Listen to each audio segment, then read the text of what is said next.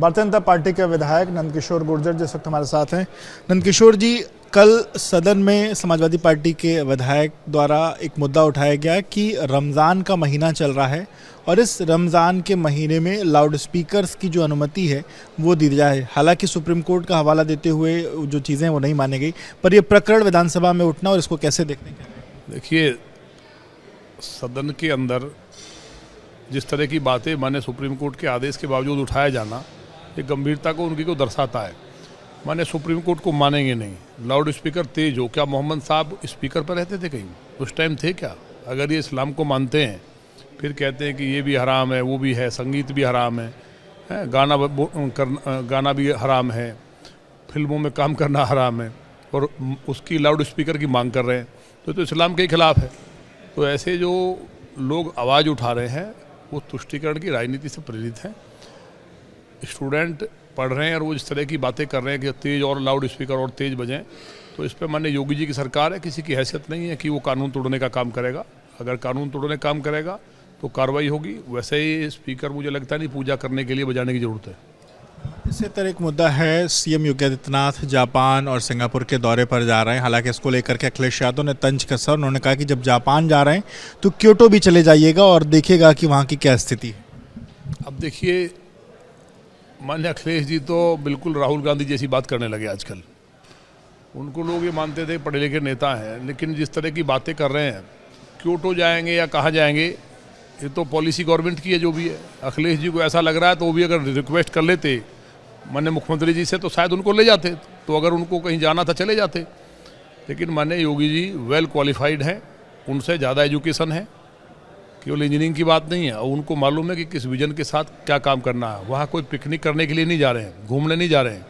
वहाँ उत्तर प्रदेश में टेक्नोलॉजी के क्षेत्र में, एम्प्लॉयमेंट के क्षेत्र में, एग्रीकल्चर के क्षेत्र में, तमाम क्षेत्रों में कैसे वहाँ की चीज़ों को सीखा जाए। सीखने की ज़रूरत होती है, हर देश का कहीं ना कहीं कुछ ना कुछ अलग अलग अच्छा होता है, उसको लेकर के हम लोग यहाँ इम्प्लीमेंट करेंगे। उद्योग हैं उनको हम लोग इनवाइट करने जा रहे हैं निवेश के लिए, जिससे रोज़गार मिले।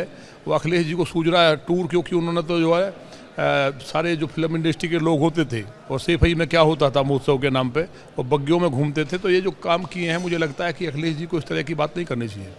अखिलेश जी ने जो इसमें बात जोड़ी उसमें उन्होंने कहा कि काशी को क्योटो जैसा बनाना था, पर काशी की विरासत क्यों बिगड़ी। उन्होंने ये शब्द इस्तेमाल किया, विरासत क्यों बिगड़ी, जब क्योटो जाएं तो उसका कहीं ना कहीं स्टडी है वो। अच्छा, काशी जी मुझे लगता है गए नहीं माननीय अखिलेश जी।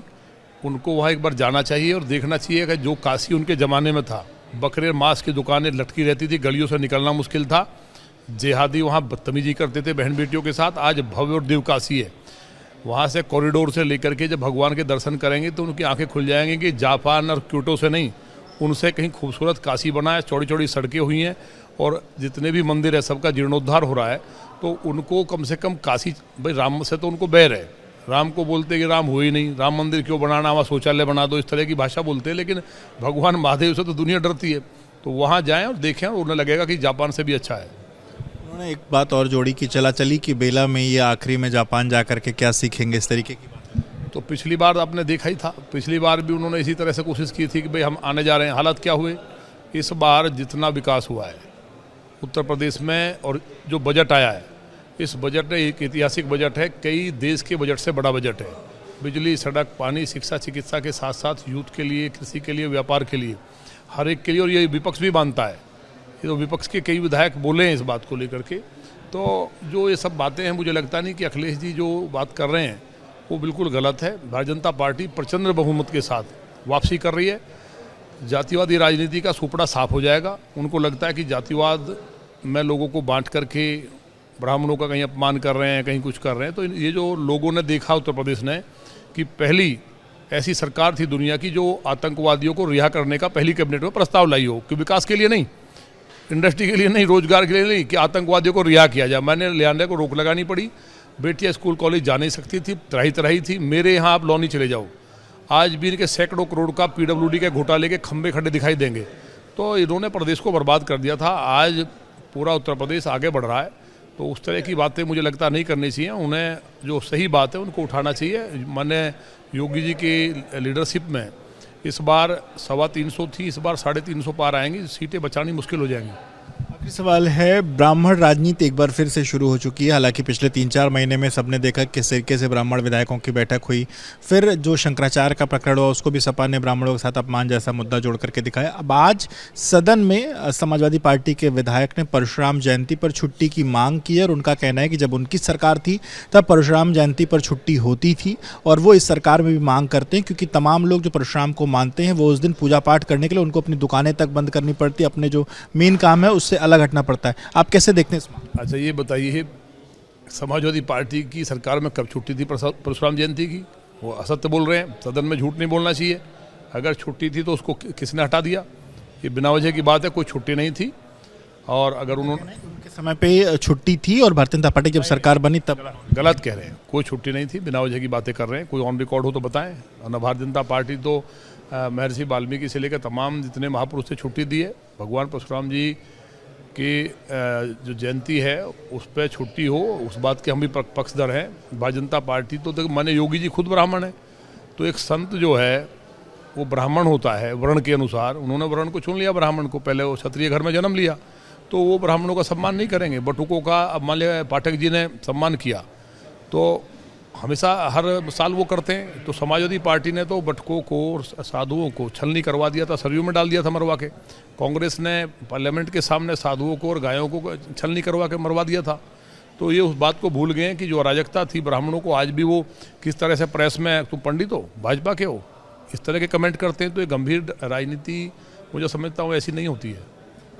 आप इस बात को ऐसे देखते हैं कि ब्राह्मण राजनीति की तरफ कहीं ना कहीं जो पासा फेंका गया है और परशुराम जयंती पर छुट्टी की मांग ब्राह्मण राजनीति का एक और नया कार्ड है जो सपा की तरफ से नहीं, तो हम भी कर रहे हैं मांग। तो उन्होंने तो अपने टाइम में तो की नहीं, ब्राह्मणों का अपमान किया। ब्राह्मणों को क्या दिया? ब्राह्मणों को आपको मालूम है ना कि जब कार सेवा थी, सरकार उन्हीं की थी, तो साधुओं को और बटुकों को छलनी करवा दिया था, सरयू नदी में पत्थर बांध के डाल दिया था। तो तब उन्हें याद नहीं आया, अब कैसे याद आ रहा है? प्रदेश की जनता जागरूक है, सब जानती हो। जातिवाद में जातियों की बात करके उसको बांटना चाहते हैं। मैंने पहले भी कहा था, ब्रह्मांड में जितने भी प्राणी हैं वो सब ब्रह्मा जी की संतान हैं, और जितने मनुष्य हैं वो सब के पिता ब्राह्मण हैं। इसलिए हर व्यक्ति श्रेष्ठ है, जो भी सनातनी है, जितने भी लोग हैं। तो ब्राह्मणों का अपमान करना मैं समझता हूँ कि कोई सोच भी नहीं सकता।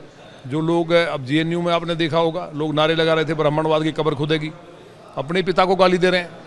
इस तरह के लोगों के लिए कोई जगह नहीं है। हम सबको साथ लेकर चलते हैं और हर व्यक्ति श्रेष्ठ है। आरक्षण के आधार पर बाबा साहब ने एक रिजर्वेशन दिया, एक अलग विषय है कि जो लोग पिछड़ गए उनको आगे लाने की बात है, लेकिन सब लोग मिलजुल के रहें, यही हम चाहते हैं।